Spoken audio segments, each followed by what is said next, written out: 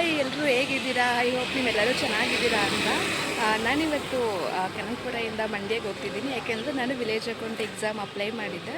So ನಂದು exam centre ಬಿದ್ದಿರೋದು ಮಂಡ್ಯದಲ್ಲಿ, Saint Thomas PU college, Bannur road. So ನಾನಿವಾಗ ಕನಕಪುರದಿಂದ ಮಂಡ್ಯಗೆ ಹೋಗ್ತಿದ್ದೀನಿ. ಆ್ಯಂಡ್ ಮಂಡ್ಯದಲ್ಲಿ ನನ್ನ ಫ್ರೆಂಡ್ ರಕ್ಷಿತಾ ಅಂತ, ಅವಳು ಕೂಡ ಎಕ್ಸಾಮ್ ಅಪ್ಲೈ ಮಾಡಿದ್ಲು. ಆ್ಯಂಡ್ ಅವಳು ಕೂಡ ನಂಗೆ ಸಿಗ್ತಿದ್ದಾಳೆ. ನೋಡೋಣ, ಜಾಸ್ತಿ ಅಂತೂ ಪ್ರಿಪೇರ್ ಆಗಿಲ್ಲ. ಆ್ಯಂಡ್ ಇವತ್ತಿರೋದು ಕಂಪಲ್ಸರಿ ಕನ್ನಡ, ಅಂದರೆ ಕಡ್ಡಾಯ ಕನ್ನಡ, ಗ್ರಾಮರ್ ರಿಲೇಟೆಡ್ ಇರುತ್ತೆ. 150ಗೆ 50 ಮಾರ್ಕ್ಸ್ ಬರಬೇಕು. ನೋಡೋಣ, ಟ್ರೈ ಮಾಡ್ತೀನಿ. ಆ್ಯಂಡ್ ಇರೋದು 1000 ವೇಕೆನ್ಸಿ. ತುಂಬ ಜನ ಅಪ್ಲೈ ಮಾಡಿದ್ದಾರೆ. ಅಲ್ಲಿ ಹೋದ್ಮೇಲೆ ಅಲ್ಲಿ ಎಕ್ಸ್ಪೀರಿಯೆನ್ಸ್ ಹೇಗಿತ್ತು, ಎಷ್ಟು ಜನ ಬಂದಿದ್ದರು, ಅಲ್ಲಿದು ಪ್ರೊಸೀಜರೆಲ್ಲ ಹೇಗಿರುತ್ತೆ, ಎಕ್ಸಾಮ್ ಸೆಂಟರ್ ಒಳಗಡೆ ಹೋಗಬೇಕು ಅಂದರೆ ಅದೆಲ್ಲ ನನಗೆ ನೆಕ್ಸ್ಟ್ ತೋರಿಸ್ತೀನಿ. ಓಕೆ, ಫೈನಲಿ ಮಂಡ್ಯಕ್ಕೆ ರೀಚ್ ಆದೆ. ಸೊ ಇಲ್ಲಿಂದ ನಂದು exam centre Saint Thomas college, ಅಲ್ಲಿಗೆ ಹೋಗಬೇಕು. ನನ್ನ ಫ್ರೆಂಡ್ ರಕ್ಷಿತಾ ಕೂಡ ಬರ್ತಿದ್ದಾಳೆ. ಅವಳು ಬಂದಮೇಲೆ ಒಟ್ಟಿಗೆ ಅವಳು ಮಾತಾಡಿಸ್ಕೊಂಡು ಅವಳ ಜೊತೆ ಹೋಗೋಣ ಅಂತ ಅಂದ್ಕೊಂಡಿದ್ದೀನಿ. ನೋಡೋಣ. ನಾನು ಓದಿದ್ದು ಮಂಡ್ಯದಲ್ಲೇ, ಬಟ್ ಈ ಕಾಲೇಜು ನನಗೆ ಗೊತ್ತಿಲ್ಲ. ಸೊ ನನ್ನ ಫ್ರೆಂಡ್ ರಕ್ಷಿತಾ ಬಂದಮೇಲೆ ನಾನು ಇಲ್ಲಿ ಮಂಡ್ಯದಲ್ಲಿ ವುಮೆನ್ಸ್ ಕಾಲೇಜಲ್ಲಿ ಡಿಗ್ರಿ ಮಾಡಿದ್ದು. ನನ್ನ ಫ್ರೆಂಡು ರಕ್ಷಿತಾ, ಅದು ಲಕ್ ಚೆನ್ನಾಗಿದೆ ಅನ್ಸುತ್ತೆ. ಅವಳು ಅದೇ ಕಾಲೇಜಿಗೆ ಇದ್ದಿದ್ದು. ಅವಳು ಬೇರೆ ಕಾಲೇಜ್ ಯಾವುದು ಅಂತ ಹುಡುಕೋ ಅವಶ್ಯಕತೆಯೇ ಇಲ್ಲ. ನಾನು ಮಾತ್ರ ಅವಳು ಬೇರೆ ಕಾಲೇಜಲ್ಲಿ ಬಿದ್ದಿರೋದು. ಸೊ ಸುಮ್ಮನೆ ಅಲ್ಲಿ ಹೆಂಗೆ ಹುಡಿಕೊಂಡು ಹೋಗೋದು ಅಂತ ಅವಳನ್ನ ಕೇಳಿದಾಗ, ನಾನು ನನ್ನ ಹಸ್ಬೆಂಡ್ ಬರ್ತೀನಲ್ಲ, ಸೊ ನನ್ನ ಹಸ್ಬೆಂಡ್ಗೆ ಹೇಳಿ ನಿಮಗೆ ಆ ಕಾಲೇಜಿಗೆ ನಾನೇ ಅವ್ರ ಮೇಲೆ ಡ್ರಾಪ್ ಮಾಡಿಸ್ಕೊಡ್ತೀನಿ ಅಂತ ಹೇಳಿದ್ದಾರೆ. ಸೊ ಅವಳು ಬರೋದಕ್ಕಿಂತ ಆಲ್ಮೋಸ್ಟ್ 20 ಮಿನಿಟ್ಸ್ ಆಗುತ್ತೆ. ಸೊ ನಾನೀಗ ಬಸ್ಸಿಗೆ ಹೋಗ್ಬಿಟ್ಟು, ನಾನು ವುಮೆನ್ಸ್ ಕಾಲೇಜ್ ಅಂತ ಹೇಳಿದ್ಮೇಲೆ ಇಲ್ಲೇ ಮಂಡ್ಯದಲ್ಲಿ ಫ್ಯಾಕ್ಟ್ರಿ ಸರ್ಕಲ್ ಅಂತ ಇಲ್ಲೇ ಇರೋದು.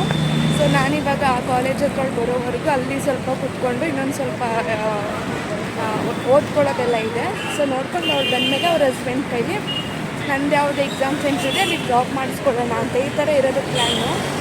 ಸೊ ಅಲ್ಲಿವರೆಗೂ ನಮ್ಮ ಕಾಲೇಜ್ ಹತ್ರ, ನಾನು ಓದಿದ ಕಾಲೇಜ್ ಹತ್ರ ಸ್ವಲ್ಪ ಇಲ್ಲೇ ಕೂತ್ಕೊಂಡು ಓದ್ಕೊಳ್ಳೋಣ ಅಂತ ಅಂದ್ಕೊತಿದ್ದೀನಿ.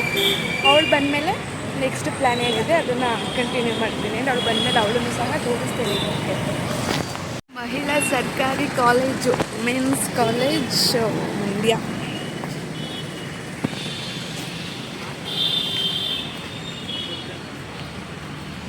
ನಾವು 3 ವರ್ಷ ಡಿಗ್ರಿ ಮಾಡಿದಂತಹ ಕಾಲೇಜು.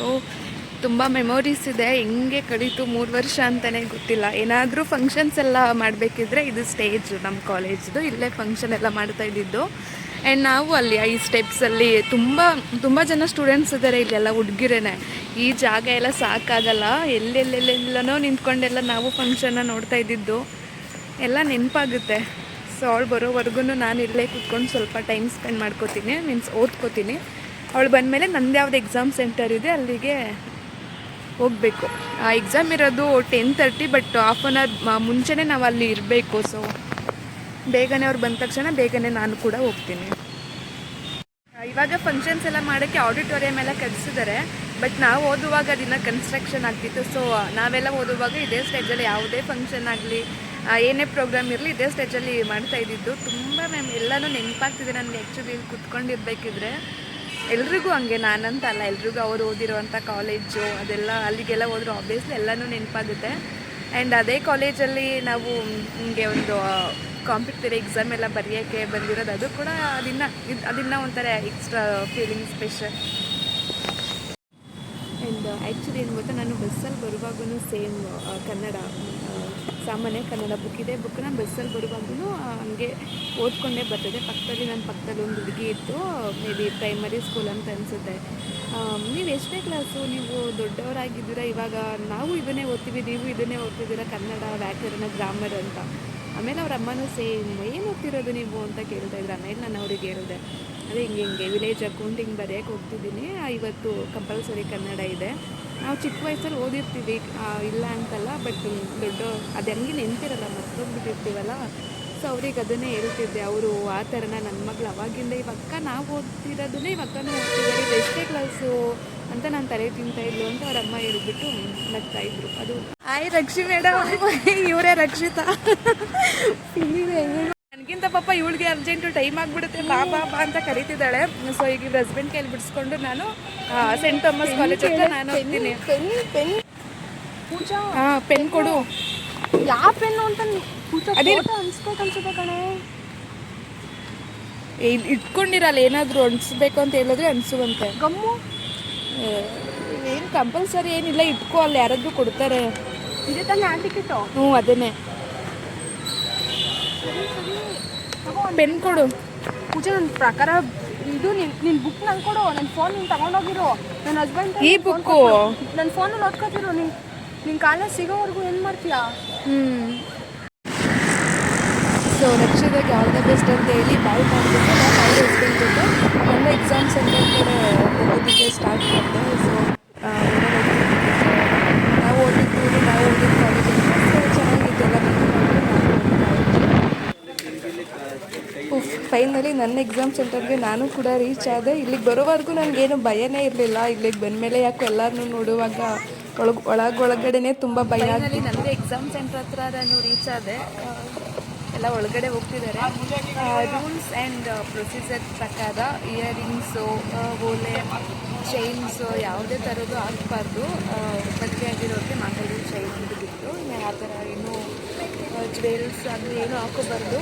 ದೆನ್ ಏರ್ಸ್ಗೆ ಏನಾದರೂ ಅಪ್ಸ್ ಹಾಕಿದರೆ ಅದು ಕೂಡ ಹಾಕೋಬಾರ್ದು. ಅದೆಲ್ಲ ರಿಮೂವ್ ಮಾಡಿ ಜಸ್ಟ್ ಒಂದು ಪೆನ್ ಆ್ಯಂಡ್ ಆಲ್ ಟಿಕೆಟ್ ಅಷ್ಟೇ ಕ್ಯಾರಿ ಮಾಡಬೇಕು. ವಾಚ್ ಎಲ್ಲ ಏನೂ ಹಾಕೋಬಾರ್ದು.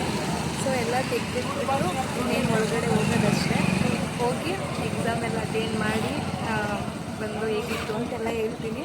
ಮುಗಿಸ್ಕೊಂಡೆ ಅಂದರೆ ರಕ್ಷಿತಾ ಮತ್ತು ರಕ್ಷಿತಾ ಹಸ್ಬೆಂಡ್ ಜೊತೆ ಸ್ವಲ್ಪ ಏನಾದರೂ ಔಟ್ಸೈಡ್ ತಿನ್ಕೊಂಡು ಅವ್ರ ಜೊತೆ ಸ್ವಲ್ಪ ಟೈಮ್ ಸ್ಪೆಂಡ್ ಮಾಡಿಕೊಂಡು ನೆಕ್ಸ್ಟು ನಮ್ಮ ಮನೆ ಕಡೆ ನಾನು ಅವ್ರ ಮನೆ ಕಡೆ ಅಷ್ಟೇ. ಒಳಗಡೆ ಹೋಗ್ತಿದ್ದೀನಿ.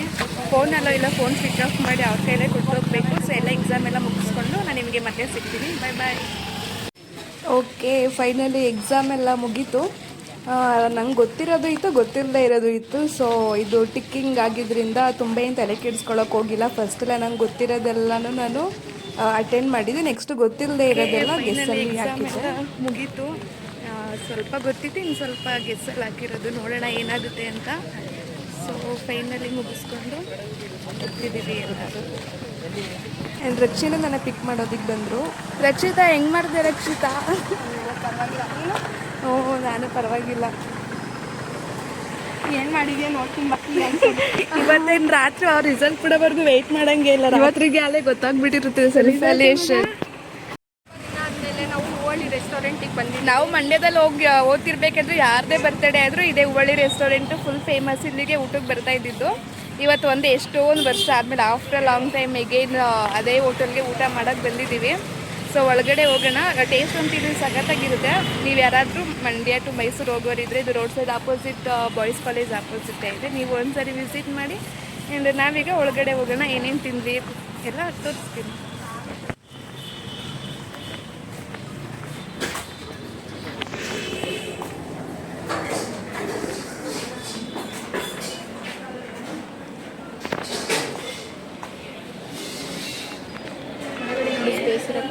ಒಳಗಡೆ ಇದೆಯಾ?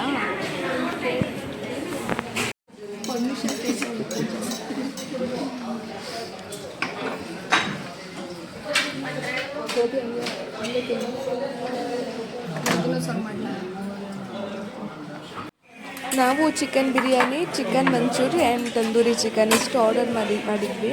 Full batting. ರಕ್ಷಿತಾ ಹಸ್ಬೆಂಡ್ ಪಾಪ ಅವ್ರಿಗೆ ಸ್ವಲ್ಪ ಶೈ ಫೀಲ್ ಆಗ್ತಿತ್ತು. ಹಂಗಿದ್ರು ನಾನು ಬಿಟ್ಟಿಲ್ಲ, ವೀಡಿಯೋಸ್ ಮಾಡ್ತಾ ಇದ್ದೆ. ಚೆನ್ನಾಗಿತ್ತು ಟೋಟಲಿ.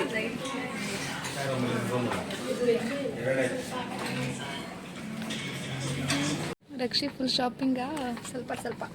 ಓಕೆ, ಎಕ್ಸಾಮ್ ಎಲ್ಲ ಮುಗಿಸ್ಕೊಂಡಂಗೆ ರಕ್ಷಿತಾದು ಸ್ವಲ್ಪ ಶಾಪಿಂಗ್ ಇತ್ತು. ಸೊ ಫ್ರೆಂಡ್ಸಿಗೆ ಬಂದಿದ್ದೀವಿ. ಇಲ್ಲಿ ಸ್ವಲ್ಪ ಶಾಪಿಂಗ್ ಮುಗಿಸ್ಕೊಂಡು ನೆಕ್ಸ್ಟ್ ಬಸ್ ಸ್ಟ್ಯಾಂಡ್. ರಕ್ಷಿ ಎಕ್ಸಾಮ್ ಎಲ್ಲ ಬಾಯ್.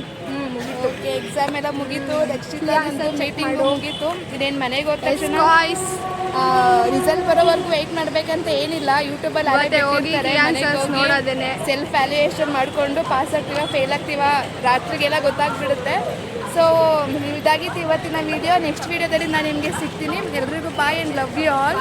ನೀವೇನೋ ನಮ್ಮ ಚಾನಲ್ನ ಸಬ್ಸ್ಕ್ರೈಬ್ ಮಾಡಿಲ್ಲ ಅಂದರೆ ಸಬ್ಸ್ಕ್ರೈಬ್ ಮಾಡಿ. ಕಮೆಂಟ್ಸ್ ಹಾಕಿ ಗಾಯ್ಸ್, ಕಮೆಂಟ್ಸ್ ಹಾಕಿ. ಬಾಯ್.